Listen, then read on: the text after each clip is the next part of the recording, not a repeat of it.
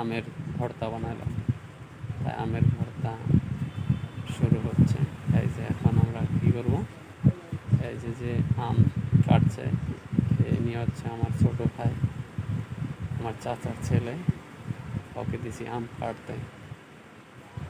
ও আম কেটে ভালো হয় তো, সেই জন্য ওকে দিচ্ছি আম কেটে দিতে। ও কাটছে আর ওর মুখে জল এসে গেছে। আমের কি টেস্ট! যে কোনো লোকেই এই আম দেখে আমের টেস্টই মনে করে দাও, মানে মুখের জল আর ধরে রাখতে পারছে না। ওরও মুখে জল আসছে, কিন্তু ও তাও কাটতেছে।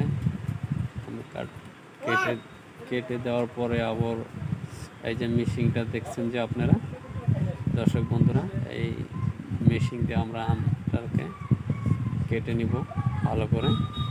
তারপরে আবার এই যে আরও অন্য বস্তু যত আছে দিব।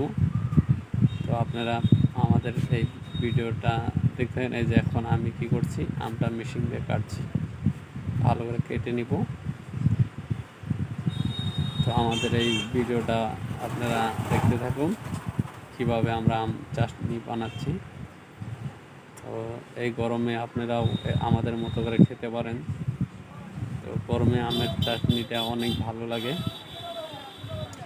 আমার ছোটো ভাই ও আম ফার্স্টে ছিলিয়ে দিচ্ছে, তারপরে আমি আমটা মেশিন দিয়ে ভালো করে কেটে নিচ্ছি। তো দেখেন, আমি অত কাটতে পারি না, তবু কাটতেছি আর কি। তো কী জানি ভালো হচ্ছে না, আপনাদের মতো হচ্ছে না, কিন্তু তবু চেষ্টা করছি আমি ভালো করে কাটা। তো এখন এই পাশে কাটছি, মানে আমার বন্ধু এসে বললো এই পাশে দিয়ে কাটো। তো আমি বললাম যে এই পাশে ভালো হবে না, তবু ওর জিদের জন্য আমি কেটে দিলাম। তো ভালো হচ্ছিল না, আমারও কাটা বেশি স্পিড হচ্ছিল না। পরে আমার বন্ধু বলল কি যে তুমি সরো, আমি কেটে নেই। তার জন্য ওকে দিলাম কাটতে, ও কাটছে এখন। আর ও অনেক চালু মালটা, হ্যাঁ, সেই জন্যে আমার থেকে ভালো করে কাটতে পারে। আমি আবার অত চালু না, তো সেই জন্যে আমার কাটাও ভালো হচ্ছিল না, আর আমি কাটতে পারছিলাম না। আমার বন্ধু এ কাপড়ের দোকান করে, তো তাই তো আমাদের বাসিরুল ভাইকে আমি অল্প চেকে দেখার জন্য দিলাম।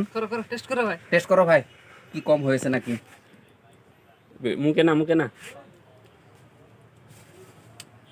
কিরকম হলো, চলবে? দারুণ একদম।